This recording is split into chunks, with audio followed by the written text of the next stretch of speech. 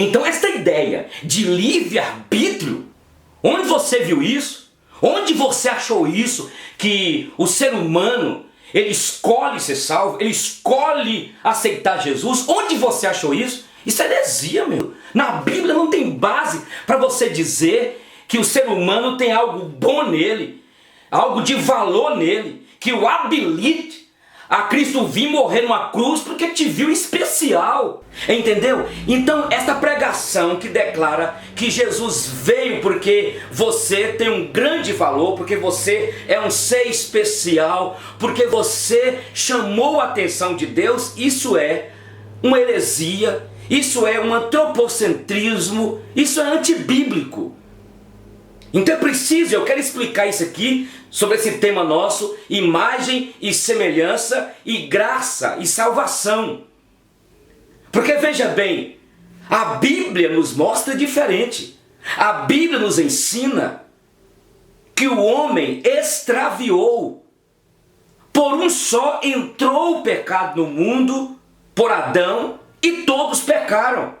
A Bíblia diz em Romanos capítulo 3, não há justo, nem sequer um, porque todos pecaram e banidos estão da glória de Deus. Jesus veio morrer na cruz por aqueles que Deus, na sua soberania, escolheu, elegeu desde antes da fundação do mundo. Então, Jesus Cristo veio para os pecadores, para os doentes, para aqueles que não há valor, que não há nada que desperte em Deus, que atraia a Deus, para dizer assim, olha, eu o escolhi, eu vou salvá-lo, porque ele é a pessoa de valor. Pelo contrário, todos pecaram. Não há justo. A Bíblia diz em Efésios capítulo 2, que ele nos deu vida, estando nós mortos nos nossos delitos e pecados. Em Efésios capítulo 2 fala, primeiramente, que o homem está morto, gente, nos seus delitos e pecados. Como que um morto vai decidir a salvação? Então eu quero conversar com você sobre isso, mas antes, eu quero explicar também que está claro na Bíblia, em Gênesis, que Deus fez o homem à sua imagem e semelhança. Quando nós estudamos essa ideia de Magodei, imagem e semelhança, nós aprendemos que Deus comunicou ao homem alguns dos seus atributos, os atributos comunicáveis. Então é claro que Deus fez o ser humano diferente de todos os outros seres. Nós não fazemos parte de um mundo animal onde nós somos seres racionais. Pelo contrário, nós somos obras-primas da criação de Deus. Deus colocou no homem racionalidade, a capacidade de fazer escolhas, tomar decisões. Nós temos senso poético, senso religioso, senso moral. Deus colocou em nós o amor. São aquilo que aqueles atributos inerentes a Ele. Ele não comunicou ao homem eternidade na perspectiva de que é um ser eterno. Deus não colocou no homem infinitude. Deus não colocou no homem a onipresença, onipotência e onisciência, que são atributos inerentes ao ser de Deus. Então, nesse aspecto, preste atenção, nesse aspecto aqui, na nossa caminhada aqui, nos relacionamentos aqui, na caminhada minha e sua aqui, é claro que existem pessoas e nós temos um potencial, nós somos pessoas de valor, sim, todo ser humano é um ser humano criado à imagem e semelhança de Deus. A Bíblia fala que nós devemos dar honra a quem tem honra, obedecer e submeter às autoridades. Então, na verdade, eu e você temos um valor, somos pessoas especiais na perspectiva porque Deus comunicou em nós os seus atributos comunicáveis. Isso é claro. Nós somos poemas de Deus. Você está entendendo?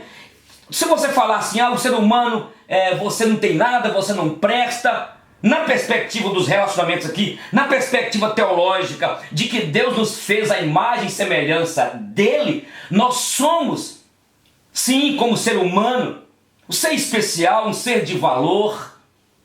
Tem pessoas com talentos, pessoas dotadas, superdotadas. Nós vimos aí grandes empreendedores, nós vimos grandes pensadores na área da filosofia, da ciência. Nós vimos quantos poetas, escritores, grandes cantores, atores, atrizes. Nós vimos alguns na área da física, da matemática, porque Deus colocou no ser humano essa capacidade de fazer escolhas, tomar decisões. Mas eu quero dizer, e agora eu quero mostrar, para que quando você for pregar, você saiba discernir quanto à questão da salvação, da eleição, da escolha de Deus, do Deus soberano, para que você não atribua que esses atributos que Deus colocou no homem, Deus colocou no homem bondade, sim, Deus colocou no homem amor, sim, Deus colocou no homem o senso estético, sim, o ser humano é um ser moral, sim. Mas o que eu estou querendo colocar é que esses atributos que Deus colocou no homem, foi Deus que colocou. Ora, se foi Deus que colocou em mim e você, não há nada em nós, como ser humano, que vai nos trazer a o credenciamento para eu decidir a ser salvo pelas obras, a ser salvo porque há em mim uma bondade, porque há em mim o poder de tomar decisões, porque há em mim o livre-arbítrio. Livre-arbítrio é a maior heresia que existe, gente. Livre-arbítrio, Deus deu ao homem no Éden, sim, mas o livre-arbítrio do homem foi comprometido. Nós temos a livre agência, que na verdade Deus chama o homem responde ao chamado de Deus, mas o livre-arbítrio do homem foi comprometido. O homem só decide para o mal. Então essa ideia que você tem de decidir entre o mal e o bem, essa ideia que você que escolhe ser salvo ou não, essa ideia que você que escolhe crer ou não, isso é heresia. Não tem como fugir disso. Alguém me perguntou, será que eu sou predestinado, pastor Eugênio? Eu falei, eu entendo que só essa pergunta sua já revela que você é um predestinado. Então uma coisa é você entender essa ideia de imagodei, de imagem e semelhança de Deus, e não ficar aí com a mensagem dizendo que o homem é um ser humano, um desgraçado aqui. Isso é perigoso. Você vai ter que enfrentar um problema aí com os direitos humanos, você vai ter que enfrentar um problema nesse aspecto. Agora, como pregador, você tem na perspectiva da salvação, da eleição, você está entendendo? Não há nada no homem que justifique a sua salvação. Isaías já havia dito que a justiça nossa são trapos de imundície diante de Deus. O grande reformador João Calvino, nos seus 5 pontos do calvinismo, ele fala sobre a depravação total. Todos pecaram, todos. Então, querido, quando nós falamos de magodei e graça, eu quero dizer para você que a salvação é pela graça.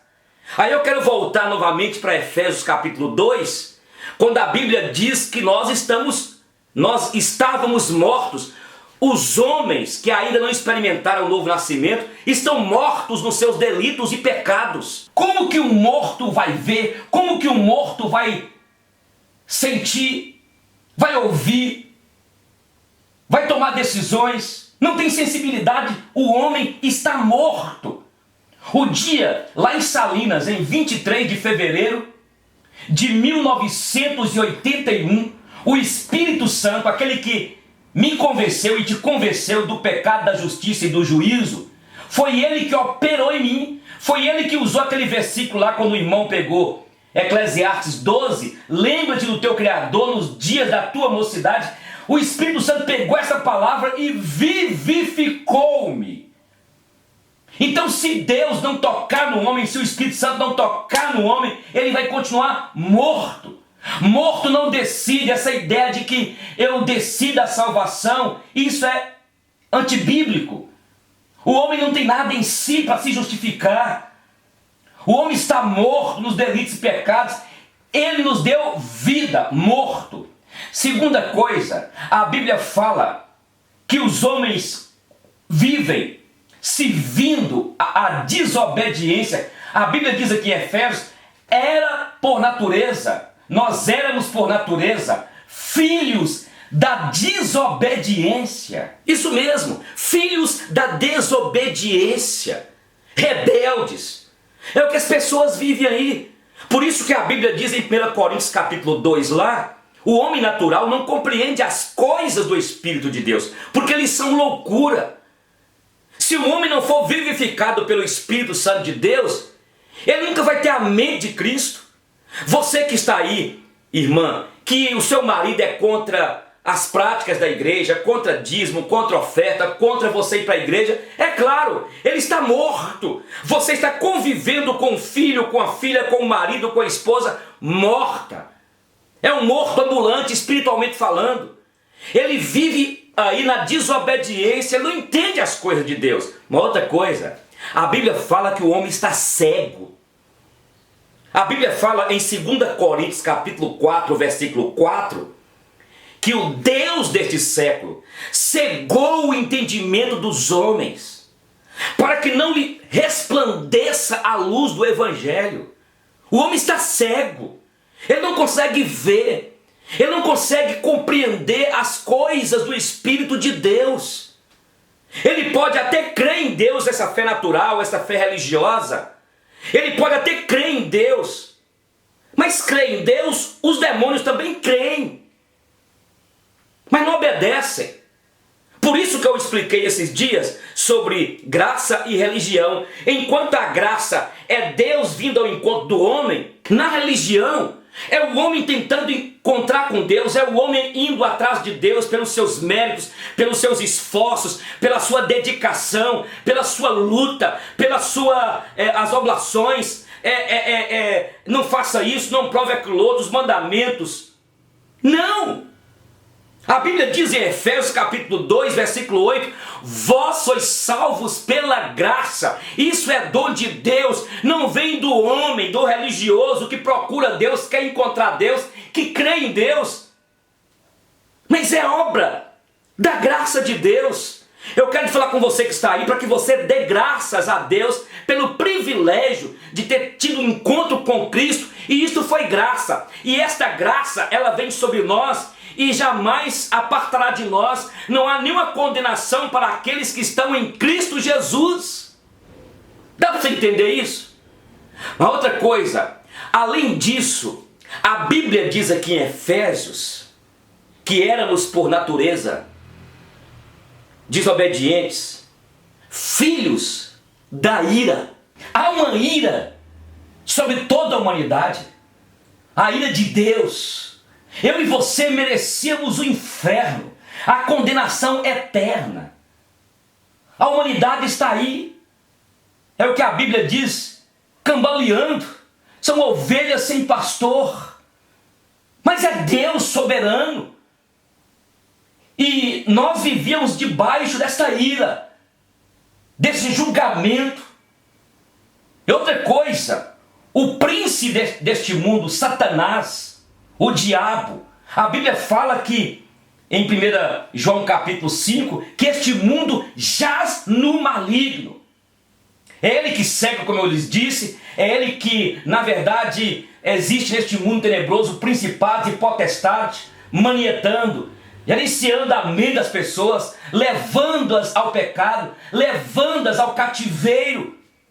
É o que a Bíblia diz em Efésios. Então, a ira de Deus. E aí, na verdade, o diabo tem agido na vida das pessoas. Por isso que a Bíblia diz que Jesus veio para poder pegar os seus eleitos, aquele que o Pai deu a ele, que o Pai entregou a ele. Ele veio para libertar.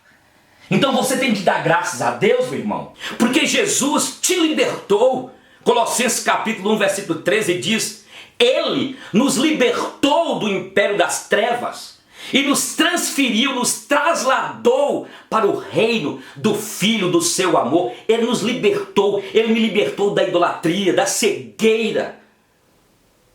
Ele me libertou de uma vida desregrada, Ele te libertou de uma vida de adultério, de prostituição, de achar que era bonzinho, do apego à religiosidade. Ele libertou o apóstolo Paulo, que era um perseguidor da igreja, extremamente zeloso pela religião judaica, e isso foi graça.